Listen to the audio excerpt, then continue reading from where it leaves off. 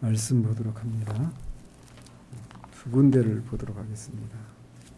히브리서 2장 2절과 3절 먼저 보도록 합니다. 히브리서 2장 2절과 3절 같이 읽겠습니다. 천사들을 통하여 하신 말씀이 견고하게 되어 모든 범죄함과 순종하지 아니함이 공정한 보응을 받았거든 우리가 이같이 큰 구원을 등한히 여기면 어찌 그 보응을 피하리요.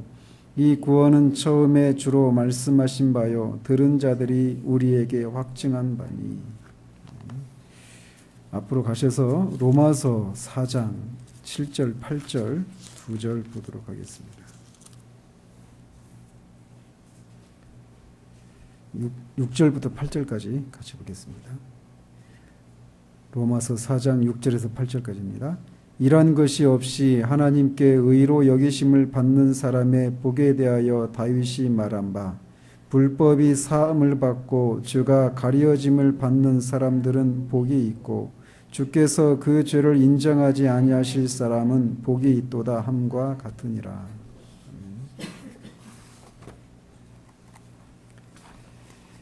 오늘부터 큰 구원이라고 하는 이 제목의 시리즈를 시작하려고 합니다. 제가 누차 말씀을 드리지만 우리는 아는 것만큼만 누릴 수 있습니다. 알지 못하는 것은 절대로 우리가 누릴 수가 없습니다. 그래서 무엇보다도 아는 것이 중요한데 우리의 구원과 관련해서도 우리는 우리가 받은 구원이 얼마나 크고 놀라운 것인지를 아는 것만큼 구원의 은혜를 누릴 수가 있는 겁니다. 우리가 구원의 은혜를 누리는 것이 크면 클수록 우리는 하나님을 그만큼 영화롭게 하는 것이 됩니다. 그러나 우리가 종종 우리가 받은 구원이 얼마나 큰 것인지를 잊거나 모르고 있기 때문에 하나님께서 이미 그리스도를 통해서 베풀어 놓으신 구원의 잔치상 앞에서도 영적으로 굶주리고 있거나 늘 먹던 음식만 배불리 먹고 그것으로 만족한 채 경험하지 못했던 새로운 음식을 접하지 못하는 사람과 같은 그런 모습으로 지낼 때가 많다라는 겁니다. 따라서 우리는 우리가 받은 구원이 얼마나 큰 것인지 자주 살펴보아야 합니다. 오늘 본문에서는 오늘 읽었던 이 히브리서 본문에서 기자는 우리가 받은 구원에 대해서 이같이 큰 구원이라고 부릅니다. 이것은 매우 크고 위대한 구원이라고 하는 것을 말하는데 그 2절에서 언급한 천사들을 통해서 하나님께서 주셨던 율법의 구원사역과 대조되는 것으로서 그리스도로 말미암아 성취된 그 구원을 가리켜서 이같이 큰 구원이라고 부르고 있는 겁니다. 히브리서 기자가 이 2절 3절에서 강조하고 있는 것은 그리스도보다 열등한 존재인 천사를 통해 전해준 율법을 거역해도 그에 상응하는 심판을 받는데 하물며 그리스도로 말미암아 주신 큰 구원을 무시하게 되면 율법을 통해 시행되었던 공의의 심판보다 더 큰 심판을 면치 못할 것이라고 하는 것을 경고하고 있는 겁니다. 그러면서 우리는 이같이 큰 구원이라고 하는 표현을 통해서 그리스도로 말미암아 성취되고 성령을 통해 우리에게 주어진 구원이 얼마나 큰 것인지를 간접적으로 알게 됩니다. 우리가 받은 구원이 크다라고 말할 수 있는 것은 그 구원을 성취하신 분이 모든 이름 위에 뛰어난 크신 분이신 우리 주 예수 그리스도이기 때문입니다. 또 그로 인해서 그렇게 크신 분에 의해서 성취된 구원의 내용이 우리의 생각과 상상을 뛰어넘는 그런 광범위하고 완전한 것이기 때문에라도 이같이 큰 구원이라고 부르는 것입니다. 따라서 우리가 받은 구원에 대해서 그것을 완벽하게 말로 다 묘사하는 것은 불가능에 가깝다고 할 수 있습니다. 그럼에도 불구하고 오늘부터 우리는 그 구원을 성취하신 분, 그 크신 분에 대한 크신 분에 대해서보다는 그 크신 분에 의해서 성취된 구원의 내용이 얼마나 광범위하고 큰 것인지를 살펴서 그런 것을 우리에게 베푸신 하나님께 합당한 존귀와 영광을 돌려드리고 그 구원을 만끽하는 일들이 우리에게서 새롭게 되기를 바라는 마음으로 이 시리즈를 시작하고자 합니다. 그러면서 오늘은 우리에게 베푸신 그 구원이 얼마나 큰가라고 하는 것을 살피면서 첫 번째로 죄 사함에 대해서 살펴보도록 합니다. 왜냐하면 성령께서 우리로 하여금 우리의 영혼의 구원의 문제를 생각하게 될 때 가장 먼저 떠올리는 일이 바로 우리의 죄들을 생각나게 하시고 그로 인한 죄책감이 들게 하셔서 우리로 하여금 죄사함을 받고 싶어하는 마음을 갖게 하는 것이기 때문에 그렇습니다. 그래서 일반적으로 우리가 구원을 받았다라고 말할 때 가장 먼저 떠올리면서 고백하는 것이 내가 죄 용서를 받았다, 죄 사함을 받았다라고 하는 것을 말하는 것입니다. 그런데 우리가 성령께서 우리 안에서 이렇게 효과적으로 역사하실 때 죄를 깨닫고 죄책감을 느끼고 죄 사함을 받고 싶어하는 그런 마음이 우리 가운데 일어날 때 그 일을 성령께서 하신다라고 하는 것을 처음에는 생각하지 못합니다. 다만 갑자기 자기 안에서 일어나는 죄책감을 인식하게 되고 죄책감이 점점 더 커져서 우리가 그것을 벗지 않고는 도무지 마음의 평안을 누릴 수 없는 그런 지경에까지 이르게 되고 그럴 때 우리에게 가장 큰 소원이 있다면 바로 그 죄책감으로부터 벗어나는 것이다라고 할 수 있습니다. 사람마다 죄책감을 느끼는 정도가 다르지만 언제나 성령이 우리 안에서 효과적으로 역사하기 시작할 때 처음 인식하는 것이 바로 이 죄책감을 갖는 이 문제입니다. 따라서 우리는 구원을 받는다라고 할 때 가장 먼저 죄사함의 문제를 다루는 이유가 바로 여기에 있습니다. 한편 사람이 이렇게 자신 안에서 죄책감을 느끼는 일이 언제부터 시작된 것인지를 우리는 성경을 통해 잘 알고 있습니다. 인류의 첫 조상인 아담이 처음부터 죄책감이라고 하는 것을 가졌던 것은 아니었습니다. 처음 창조된 아담은 하나님의 형상을 따라 지음을 받고 거룩하시고 완전하신 하나님 보시기에 참 좋았던 그런 상태로 창조되었습니다. 그런 상태에서는 죄책감이 무엇인지를 전혀 느끼지 못했고 알 수도 없었어요. 그러나 그가 선악을 알게 하는 나무의 열매를 따먹게 되자 이 세상의 죄가 밀물처럼 들어오게 되었습니다. 그리고 그 죄가 이 세상에 미친 영향이 시간이 흐르면서 점점 더 다양하고 전 범위로 확산하게 되었지만 아담에게 일어난 첫 번째 이 죄로 인한 첫 번째 효과는 그가 죄책감에 사로잡히고 양심의 가책을 받게 되었다라는 거예요. 아무도 죄를 지으면 그런 일이 일어날 것이라고 말해준 사람이 없었지만 그는 하나님의 계명을 어기고 죄를 지은 순간 즉각적으로 그의 영혼에 전에 한 번도 경험하지 못했던 두려움과 양심의 가책과 죄책감이 밀려오게 되었던 것입니다. 그리고 그는 하나님의 임재를 피해서 동산 숲속에 중앙에 있는 숲속에 숨고 나뭇잎으로 자신의 부끄러움을 감추기 위해서 무화과나무 잎으로 치마를 지어 입었습니다.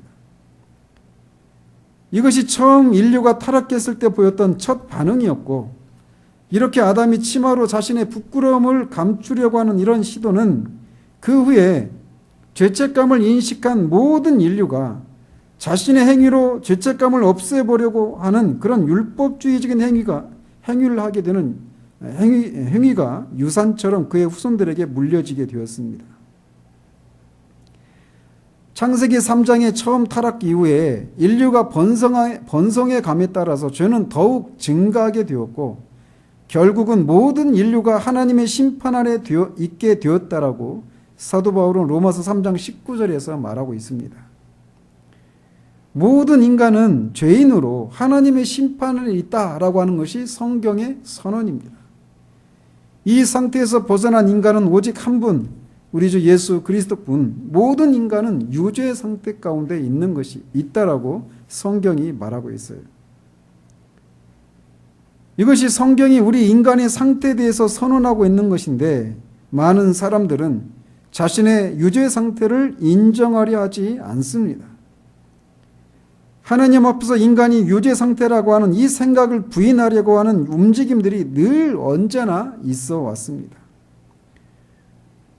특히나 포스트 모더니즘이라고 하는 이 현대 세계에서 상대주의적인 세계관은 선과 악의 개념에 대해서까지도 전통적인 정의들을 부인하고 있는 실정입니다. 그들의 주장에 의하면 선한 것과 악한 것은 다만 상대적인 것에 불과하다라는 것이죠. 그래서 그들이 주장하는 선은 어느 특정 시대에 그 중에서 가장 계몽된 사람들이 좋게 생각하는 것이 선이다. 또는 옳은 것이다. 이렇게 주장하는 거예요. 그럼 악은 뭐냐? 단지 그들의 이성이 거부하는 것이 악일 뿐이다라고 주장하는 것입니다. 따라서 선과 악 혹은 옳고 그른 것에 대한 기준은 시대의 흐름에 따라서 늘 변하는 것에 불과하다라고 하는 것이 그들의 주장입니다. 옛날의 선이 오늘날의 악이 될 수도 있고 오늘의 선이 미래에는 악이 될 수도 있다라고 하는 것이 그들의 주장이에요. 시대가 변해도 흔들리지 않는 절대적인 선과 악은 이 세계에서는 존재하지 않는다라고 하는 것이 이 상대주의적인 세계관에 사로잡혀 있는 오늘날의 사람들이 가지고 있는 생각입니다. 이런 생각을 연 철학자에 따르면 헤겔이라고 하는 철학자입니다.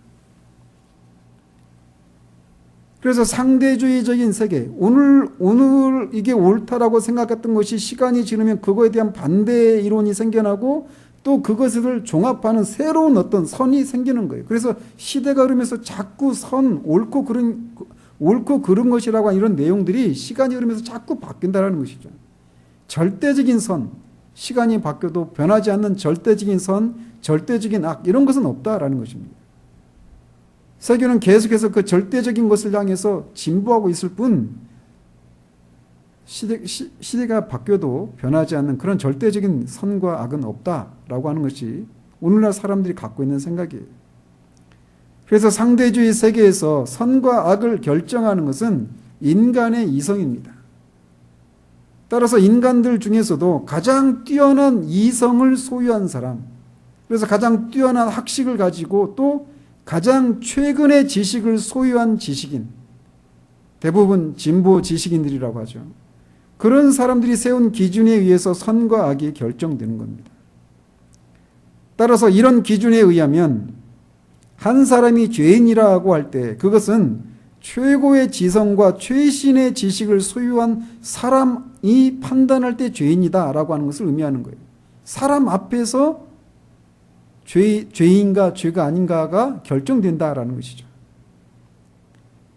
하지만 성경은 인간 앞에서의 유죄 상태에 대해서 말하지 않고 하나님 앞에서의 유죄 상태에 대해서 말합니다. 우리는 로마서에서 하나님의 복음, 하나님의 아들, 하나님의 능력, 하나님의 의, 하나님의 진노, 하나님의 영광, 하나님의 심판과 같은 단어들을 접하게 됩니다. 그러면서 우리가 읽지는 않았지만 로마서 1장 25절에서 사도는 하나님을 영원하신 능력과 의와 진노와 영광과 심판을 하시는 창조주로 소개하고 있습니다. 그래서 우리가 죄인이라고 하는 이런 생각은 변하는 인간이 세워놓은 기준에 의해서 죄인가 아닌가가 결정되는 것이 아니라 이렇게 로마서 1장 25절에서 소개하고 있는 것처럼 그 영원하시고 변하지 않으신 하나님이 세워놓으신 기준에 의해서 우리가 죄인인지 아닌지를 판단해야 한다는 것이죠. 우리 자신이 죄인인 것을 인정하는 것에서부터 그것이 있는 것에서부터 우리는 죄 사함을 논할 수가 있는 것입니다. 그래서 사도는 로마서 1장에서 3장까지 해서 특별히 3장 23절까지인데 거기까지 해서 인류를 세 가지 부류로 나누고 그들 모두가 하나님 앞에서 죄인이라고 정죄합니다. 먼저 그는 로마서 1장 18절에서 32절까지 해서 유죄 상태 아래에 있는 인간이 저지르는 죄악들에 대한 상세한 목록들을 열거하고 있습니다. 여기 열거된 목록들은 자신이 이교도이거나 이교도들과 자주 어울리면서 그들의 야만적인 생활에 익숙한 사람들에게는 거기에 열거된 목록들이 바로 자신들이 저지른 죄들을 열거하고 있구나라고 하는 것을 인정하지 않을 수 없게 만듭니다. 그래서 그들은 여기에 열거된 여러 가지 죄악들에 대해서 아무런 변명을 할 수 없다라고 하는 것을 인정할 수밖에 없어요. 따라서 이 목록에서 열거하고 있는 죄들을 저지른 사람들이 자신이 하나님 앞에서 유죄 상태 가운데 있다라고 하는 것을 인정하는 것은 그렇게 어려운 일이 아닙니다. 이렇게 1장 18절에서 32절까지 열거하고 있는 그런 죄악들을 범하고 있는 사람들, 그런 큰 한 부류의 인류가 있다라는 거예요. 그런 사람들은 자신이 죄인이라고 하는 것을 인정하는 것이 그렇게 어려운 문제가 아닙니다. 너무 뻔하니까. 여기 열거하고 있는 죄들을 자신이 저질렀기 때문에. 그러나 모든 인류가 거기에서 열거하고 있는 추악하고 야만적인 죄악들을 행하는 것은 아니다라는 것입니다. 우리가 정직하다면 인류의 역사를 살펴보면 비록 이교도들이었지만 그 앞에서 열거하고 있는 그런 것들과 같이 야만적인 것과는 정반대 지점에 서 있으면서 문화와 문명을 발전시켜온 사람들 혹은 그런 민족들이 있었습니다. 거기에 해당하는 고대의 사람들은 바로 헬라 사람들, 그리스 사람들이었습니다. 그들은 스스로를 지혜자들이라고 불렀고 자신들 이외에 다른 사람들을 다 야만인이라고 불렀습니다. 그런 사람들에 대해서 로마서 2장 1절에서 16절까지에서 사도는 그렇게 앞에서 열거하고 있는 그런 야만인들이라고 부르는 사람들이 행하는 그런 죄악들을, 추악한 죄악들을 저지르지 않고 그들과는 정반대 지점에 서 있어서 문화를 일구고 문명 생활을 하고 있는 이 고대의 지혜자들, 그리스도인들조차도 하나님 앞에서 죄인들이라고 선언하고 있다는 겁니다. 비록 고대의 그리스도인들은 철학과 윤리를 통해서 그들이 야만이라고 불렀던 주변의 사람들처럼 무식하고 추악한 모습의 죄들을 저지르지 않았을지 몰라도 하나님 보시기에는 문화적으로 세련미가 넘치는 방식으로 그들이 야만인이라 불렀던 자들과 똑같이 추악한 일을 저질렀다고 말한다라는 거죠. 이것은 오늘날도 마찬가지입니다. 못 배운 사람들이 저지른 그런 추악하고 흉악한 그런 죄나 많이 배우고 교양이 있고 어떤 지식을 갖춘 사람들이 저지른 그 죄가 그들의 죄에 비해서 좀 더 흉악하지 않고 추악하지 않은 것 같지만 하나님 보실 때는 똑같다라는 것입니다. 사람의 눈에는 철학과 윤리를 논하면서 인간의 본질이 무엇이고 세계는 무엇인지를 궁구해서 인간의 본질에 충실한 삶을 살려는 그들의 노력이 훌륭한 문화와 철학과 윤리를 남겨서 그들은 다른 사람들보다 고매하고 도덕적이고 문화적인 사람이라고 볼지 모르지만 하나님은 인간이 이성에 의해서 그런 판단을 내린 것과는 달리 다음과 같은 세 가지 기준에 의해서 그들을 심판하시기 때문에 이 문화적인 사람, 이 철학과 윤리를 논했던 이 그리스 사람들도 하나님 앞에서는 역시 죄인이라고 선언하고 있다는 것입니다. 그걸 2장 1절에서 16절까지 다루고 있는데 하나님이 그런 사람들, 야만인과는 다른 스스로 지혜자라고 자처했던 그들을 또 하나님 앞에서 죄인이다라고 그들의 입을 막는 그 근거, 그들을 심판하시는 세 가지 근거를 사도는 거기에서 이렇게 얘기해요.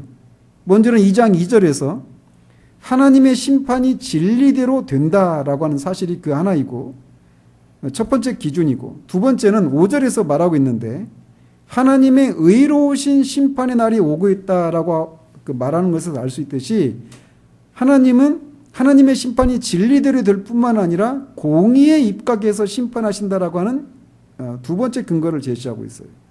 그리고 세 번째는 11절에 나오는데 하나님께서 외모로 사람을 취하지 않으신다라고 하는 사실입니다. 그래서 이 세 가지 기준, 즉 하나님은 진리에 따라 심판하시고 공의에 입각해서 심판하시고 외모로 사람을 취하지 않으신다라고 하는 이 세 가지 기준에 의해서 이 지혜자라고 자처하는 이 그리스 사람, 헬라 사람들조차도 하나님 앞에서는 야만인과 같은 똑같은 죄인이다라고 말하고 있는 거예요. 만약 하나님의 심판이 외적인 모양에 따른 것이었거나 가끔 편파적으로 혹은 개인적인 관계 때문에 공의에서 벗어나서 심판했다라면 이 사람들이 죄를 짓고도 하나님의 심판에서 벗어날 수 있을지도 모릅니다. 그러나 하나님의 심판은 진리를 따라 된다라고 말하고 있어요.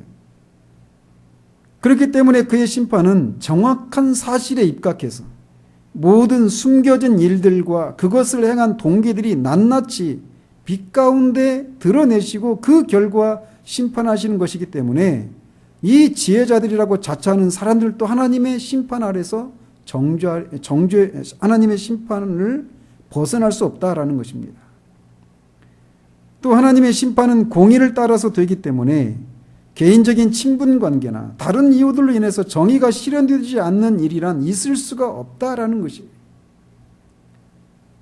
또 하나님의 심판은 외모로 사람을 취하지 않는다라고 하는 원리를 따라서 되어지는 것이기 때문에 겉으로 봐서는 이들이 교양이 있고 세련되고 뭔가 문명적이고 문화적인 그런 사람처럼 보이지만 그들 안에 있는 내면의 상태를 살필 때 하나님 앞에 죄인이라고 선언하신다라는 것입니다.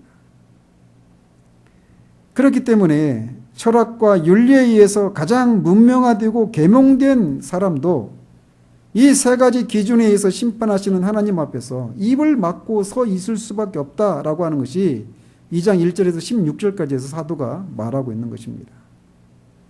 즉 이렇게 문명화되고 계명되고 윤리적이고 도덕적인 사람 혹은 그런 민족도 하나님 앞에서 자신의 죄인됨을 인정하지 않을 수 없다라는 거예요. 이어서 사도는 로마서 2장 17절에서 3장 20절까지 해서 또 하나의 다른 부류들의 유죄 상태에 대해서 다룹니다. 그들은 바로 유대인들입니다. 이들은 그리스인들과 같은 자연적인 문화를 가진 사람들이 아니라 신적인 문화를 가진 독특한 하나님의 백성들이었습니다. 사도는 이 구절에서 유대인들도 야만인과 문명화된 이교도들인 그리스도인들과 같이 정죄 아래 있다라고 기소합니다.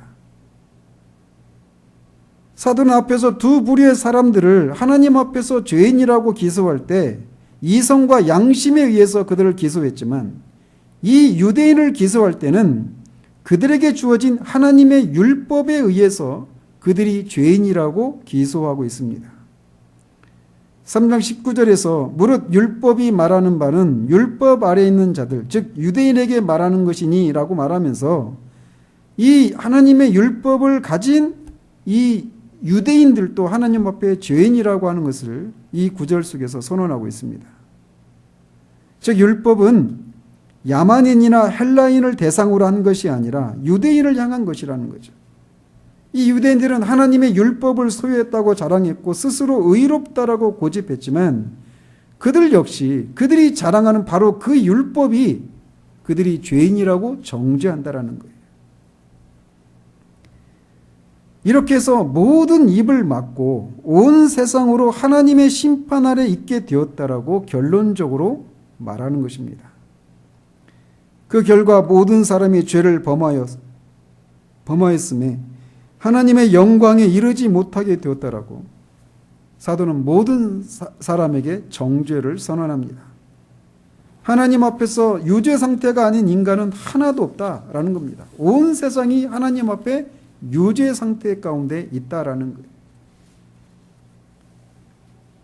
하나님 앞에서 우리가 죄인이라고 하는 생각을 하지 못하는 이유는 크게 두 가지입니다. 하나는 우리가 도덕적인 삶을 살고 있기 때문이라고 생각하거나 아니면 하나는 종교적인 삶을 살고 있기 때문이라고 생각하기 때문이에요. 그래서 이 이교도였지만 그 문화를 이루었던 이 그리스도인들이 도덕적인 어떤 삶을 근거로 자신의 죄인됨을 인정하지 않는 것에 대해서 하나님이 그들을 죄인이라고 심판하시는 세 가지 기준에 의하면 그들도 여전히 죄인이라고 사도가 말했던 것이죠. 유대인들은 종교적인 그런 삶의 근거에서 자신의 죄인됨을 인정하지 않으려고 했습니다. 그런데 이것이 굳이 그리스인 또 유대인이 아니라 하더라도 모든 사람들이 가지고 있는 생각 아니겠어요? 이 4장 6절에 보면 일한 것이 없이 하나님께 의로 여기심을 받는 사람의 복에 대해서 다윗이 말한 것을 인용하고 있어요. 근데 여기서 하나님께 의로 여기심을 받는 사람, 즉 하나님이 그를 의롭다고 인정해 준 사람에 대해서 말을 하는데 7절에서 이렇게 말을 합니다. 불법이 사함을 받고 죄가 가려짐을 받는 사람들, 이 사람을 하나님께 의로 여기심을 받는 사람이라고 말하는 거예요.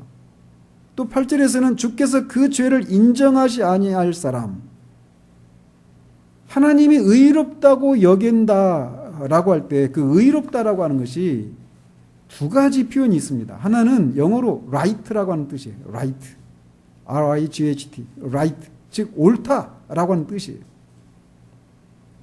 그러니까 하나님이 의롭다 여긴다, 하나님이 의롭게 여긴다라고 하는 말은 소극적인 측면에서는 죄를 사해 주신다, 죄를 용서해 주신다, 이런 개념이 있는 거예요. 따라서 죄사함을 받는다라고 하는 것은 하나님이 그를 옳다고 여겨주신다, 이렇게도 말할 수 있는 거예요. 그를 의롭다고 여겨주신다, 이렇게도 표현할 수 있고요. 그런데 이렇게 죄사함을 받는다라고 하는 것이 하나님이 옳다고 여겨주신다라고 하는 것이 되니까 정죄 아래 있는 상태는 어떤 상태입니까? 옳지 않다, 이렇게 되겠죠. 그죠? 근데 옳다라고 하는 것은 뭔가 바르다라는 거예요. 뭐가 바르냐? 우리의 생각과 말과 행동이 하나님 보시기에 옳다, 바르다, 이렇게 말한다는 것이죠. 그게 의롭게 여김을 받는다라고 하는 것이 의미하는 한 가지 의미예요. 그리고 그거를 여기에서는 죄 용서를 받는다, 죄 사함을 받는다, 이렇게 말하고 있다는 것이죠. 근데 우리는 사람들과의 비교 속에서 내가 저 사람보다 도덕적으로 종교적으로 더 옳기 때문에 하나님이 자신을 그렇게 옳다고 생각한 그런 하나님의 기준에 비추어서 자신을 옳다라고 생각하지 못하고 사람들과의 비교 속에서 자신을 옳은지 그른지를 판단하기 때문에 자신의 죄인됨을 인정하지 못하는 경우들이 종종 있다라는 거예요. 옳다라고 하는 게 뭐냐면 이런 겁니다. 25 곱하기 4가 뭡니까? 얼마입니까? 25 곱하기 4. 100이죠, 100. 그죠? 그러니까 25 곱하기 4는 100이에요. 수학 선생님이 25 곱하기 4는 해가지고 가로 해놓고 거기다 쓰는 거예요. 100을 써야 돼요. 근데 어떤 학생이 98을 썼어요. 근데 또 다른 학생은 78을 썼어요. 그런데 98을 쓴 학생이 내가 정답은 100인데 내가 100에 더 가까우니까 너는 78 쓴 너는 78이라고 답을 써낸 너는 나보다 옳지 않다, 이렇게 말하는 게 옳습니까? 아니죠. 그런데 도덕적인 개념에서 보면 이 98로 쓴 사람이나 78로 쓴 사람이나 100이 옳은 정답의 100에 비하면 다 틀린 거예요. 그런 겁니다. 옳지 않은 거예요. 이거를 도덕적인 개념으로 가져오면 이렇게 적용할 수 있는 거예요. 우리가 하나님이 보실 때 옳은 것, 그게 의로운 거예요.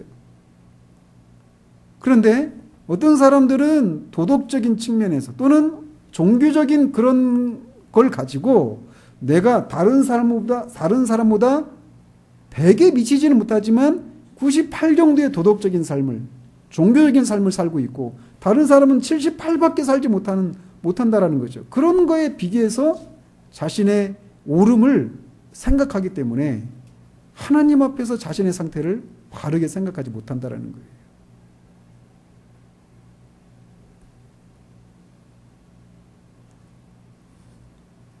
그러나 하나님은 진리와 공의에 입각해서 또 사람을 외모로 취하지 않으시는 외모로 취하지 않으시는 그런 원리에 따라서 사람을 심판하신다는 것입니다. 그래서 그 하나님 앞에서 아무리 도덕적이고 종교적인 사람도 야만인과 다를 것이 하나도 없다라는 것이에요. 그것을 1장 18절에서부터 3장 20절까지 해서 말하고 있는 것입니다. 그래서 모든 사람은 하나님 앞에서 죄인이고 그의 심판날이 있다라는 거예요. 따라서 아무도 자신이 이런저런 이유로 죄인이 아니라고 입을 열 수 없다라는 겁니다. 이게 인간의 상태예요. 근데 그거를 성령께서 이제 깨닫게 하실 때 우리가 내가 하나님의 심판날이 있다라고 하는 것을 이제 인정하게 되고, 그렇게 우리의 유죄 상태를 인정할 때에야 비로소 죄 사함을 받는 일이 우리에게 가장 최우선적인 일이 되게 되는 것입니다. 죄 사함을 받는 것은 우리에게 가장 최우선적인 일이에요. 그래서 부활하신 주님은 제자들에게 죄 사함을 받게 하는 복음을 전할 것을 그의 그 제자들에게 가장 우선적인 과제로 주셨습니다. 누가복음 24장 45절에서 48절까지 보면 이렇게 되어 있어요. 이에 그들의 마음을 열어 성경을 깨닫게 하시고 또 이르시되 이같이 그리스도가 고난을 받고 제3일에 죽은 자 가운데서 살아날 것과 또 그의 이름으로 죄사함을 받게 하는 회개가 예루살렘에서 시작하여 모든 족속에게 전파될 것이 기록되었으니 너희는 이 모든 일의 증인이라 라고 말하면서 죄사함을 전파할 것을 제자들에게 명령하고 계시죠. 또 사도 바울은 자신이 이방인의 사도로 부르심을 받을 때 주님이 자신에게 이렇게 명령을 내렸다라고 아그리빠 왕 앞에서 증언합니다. 일어나 너의 발로 서라. 내가 네게 나타난 것은 곧 네가 나를 본 일과 장차 내가 네게 나타난 일에 너로 종과 증인을 삼으려 함이니 이스라엘과 이방인들에게서 내가 너를 구원하여 그들에게 보내어 그 눈을 뜨게 하여 어둠에서 빛으로 사탄의 권세에서 하나님께로 돌아오게 하고 죄 사함과 나를 믿어 거룩하게 된 무리 가운데서 기업을 얻게 하리라 하더이다. 그리스도로 말미암은 죄 사함의 복음을 이방인들에게 전하도록 자신을 주님이 부르셨다라고 말하고 있어요. 또 오순절의 사도 베드로는 너희가 회개하여 각각 예수 그리스도 이름으로 세례를 받고 죄 사함을 받으라. 그리하면 성령의 선물을 받을 것이다라고 외쳤습니다. 또 뒤에 5장 31절에서도 공의 앞에서 다시금 죄 사함을 증거했고, 또 이방인의 최초의 회심자였던 고넬료에게 그를 믿는 사람들이 다 그의 이름을 힘입어 죄 사함을 받는다라고 선언했고, 또 사도행전 13장에서도 사도 바울은 안디옥 회당에 모인 사람들에게 그러므로 형제들아 너희가 알 것은 이 사람을 힘입어 죄 사함을 너희에게 전하는 이것이며 라고 외쳤습니다.